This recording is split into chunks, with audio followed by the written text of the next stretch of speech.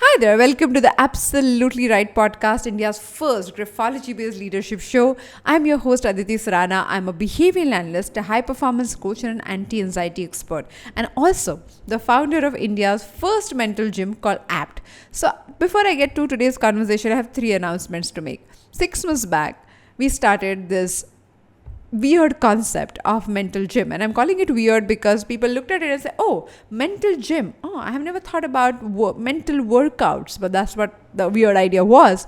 And we jumped in and we started that initiative. This month we have completed 6 months of this gym called APT. You can know more about it on aptmentalgym.com. Now that milestone had to be celebrated because this was one of the most meaningful projects of 2021 for me.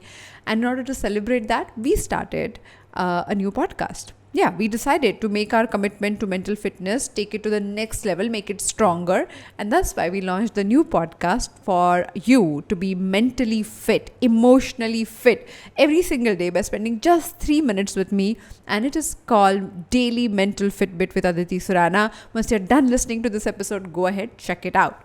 The third announcement that I have to make is we are about to end our season 2 with Absolutely Right, which means we'll be completing 200 episodes. That makes it 100 weeks of non-stop podcasting with you all, and that has been an amazing experience.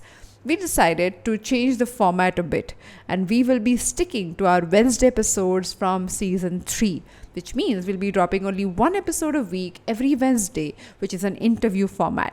So what happens to our Friday episodes? They won't be coming every Friday. We'll do some bonus episodes, but the Friday conversation will not be there. So next 5 Friday episodes will be the last Friday episodes on the Absolutely Right podcast. And in order to celebrate that, I thought, what if we talk about the 5 biggest, most used, and my favorite mental hacks, mental fitness tools that you can implement in 2022. So starting today, for next 5 weeks, we'll talk about different hacks that you can count on. Last week, I spoke about resolution and why resolutions do not work. The simple idea here is when you have something forcing you all the time, it becomes daunting, it becomes unnecessary, it becomes unwanted. But when you are interested in getting things done, learning something new, walking into things that you would like to enjoy, then you look forward to those activities. On today's episode, let's talk about the 5 things that you can do to get your to-do list in control. If getting things done is your challenge, if you think your to-do list is absolutely stressful, if you do not know how to look at that long list without feeling anxious and stressed, then this conversation is for you. Keep these 5 things in mind and they would help you organize your day, organize your mind, and more importantly, organize all the areas of your life and feel in more control. Probably we all want that for 2022. The first thing is a 3C principle, which comes from David Allen's book, Getting Things Done. It is an adaptation of it, where I talk about 3 C's as capture, commit, and complete. Most of the time, people fail to capture their tasks at hand and they believe in their mental capacity to capture it. And then what happens, we are preoccupied and we have 15 things to look at. And for some reason, the to-do list is so long that we think if I keep adding on things, I'm just going to lose time and I'm going to waste time. But that is not your brain's job. David says that your brain's job is not to remember things, but actually to solve problems and get things done. So if you waste your mental space capturing things, remembering things, then you're going to get exhausted. That brings me to point number 2, called master list. Master list is one list where you keep on adding every single task at hand. You heard me right. You may think that, oh my God, my to-do list is already so long. Why do I have to add more things to it? But where would you put them? If you don't put them to one list where you can go back and count on and rely on, then you will remember it and you'll try to keep it in 15 places. And not having one master list to capture everything becomes a bigger challenge. No matter how long the list gets, you may remove some things. You may choose not to do it later. But capturing it becomes a mechanism where if I have to find my task, the master list is the list to go to.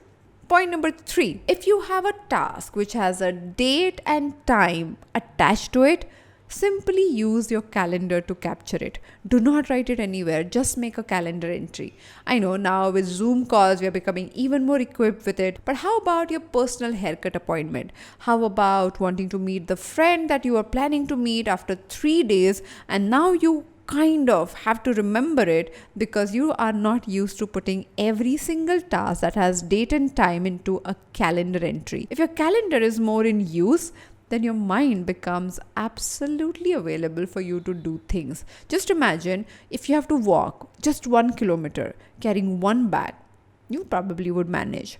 If you have to carry 7 bags, heavy 7 bags, then that would be little more tiring. If you have to carry 15 heavy bags when you walk that 1 kilometer, you will probably get super exhausted. Now, carrying your task list in your mind or keeping them open and the loops being open all the time, that becomes really, really difficult for you to pay attention on things at hand. That's why simple hacks like making calendar entry might look like obvious thing to do, but most people do not do it, and that's how they make their life more complicated. Point number 4. If something is repeating itself over and over and over again, create a routine list for it. Put it in some form of routine. It could be a monthly affair, weekly affair, daily affair, anything that you choose. But if you have a routine list, you can then start timing it, deciding your priority, knowing when would you like to do it, and those reminders can just become your one bunch of things that you get done with. If you do not have a routine list, then every single time that task comes, you got to look at it, think about it, and wonder, when will I do it? But if you know on the first of every month you'll be doing these 5 things, you will wake up on the first, and the probability of you finishing those tasks without going like, oh my god, oh shit, I should have done it, or why didn't you do it? All of that just simply would be avoided by you creating your own routine. You may think that, yes, Aditi, it is easier said than done, and I know you got to do it, but it just becomes difficult. How do you get everything going? There are so many things to finish, right? But whether you like it or not, whether you agree with it or not, you will have to finish them at some point or the other. Isn't it better that you actually take responsibility, create your own personal system, and do it happily? Because otherwise, some dog will be running behind you, chasing you for you to get the same task done anyways. So before you reach that point, I think it's easier to follow a few steps and make your life easier. That brings me to the 5th point called Super 6. This is my favorite. Most tasks that we have to do during the day are not necessarily time consuming. Most of them are very, very small. They can be done in less than 5 minutes a day.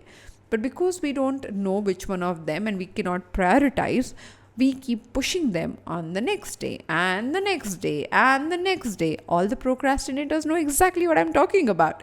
So in that case, just take out some time, 30 minutes a day if possible, and pick just 6 tasks that you will complete in less than 5 minutes a day. So 30 minutes dedicated for those 6 tasks, and that's why I call them Super 6. Now this hack of Super 6 is slightly confusing for some people. They're like, which task to pick up? I don't know how long will it take. Just simply go through your master list task by task in the morning and figure out if you can find Super 6 tasks to complete that day. Make that bill payment, talk to that boring auntie, figure out what you got to do next with your vacation booking. It's just very, very small things, but they're pending because we do not have any dedicated space. So I'm going to quickly revise what all we spoke about. First principle of 3C, which is capture, commit, and complete the task. A task written is of no use if it is completed, then only you can move to the next level. Second point, master list. Make an all task list where you write everything that comes your way every single day. It takes 5 seconds, 30 seconds at times to write the task. But if you commit to write each task that comes your way on a sheet of paper or in your diary or on your phone, you have a mechanism to trust. The third thing was the calendar entry. Any task that has time and date, quickly put it on your calendar. Fourth point is form routines that you can repeat every month, every quarter, every week, every day, and then start planning those routine tasks separately instead of not doing them at all or constantly worrying what I have to remember and what I will be doing.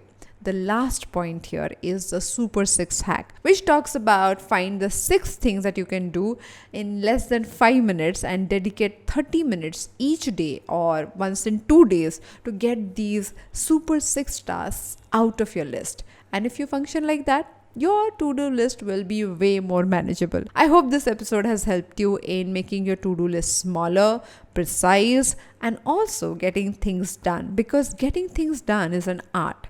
And if you're in love with what you do, you want to spend more and more time with that one task, and everything else must be managed and you cannot escape that. So find hacks, find systems, find ways in which everything else is also managed, and you get to hang with the thing that you love the most every single day as much as you can. On that note, let me remind you one more time about the podcast Daily Mental Fitbit with Aditi Surana that is launching today. It's a short format, 3 minutes a day mental fitness dedicated podcast. So do take out time, check it out. Let me know how you like it. If you think that this conversation, the overall mental and emotional fitness space that we're creating will be of value to you, do check out aptmentalgym.com for you to learn and grow with us with our community of smart professionals that we are cultivating.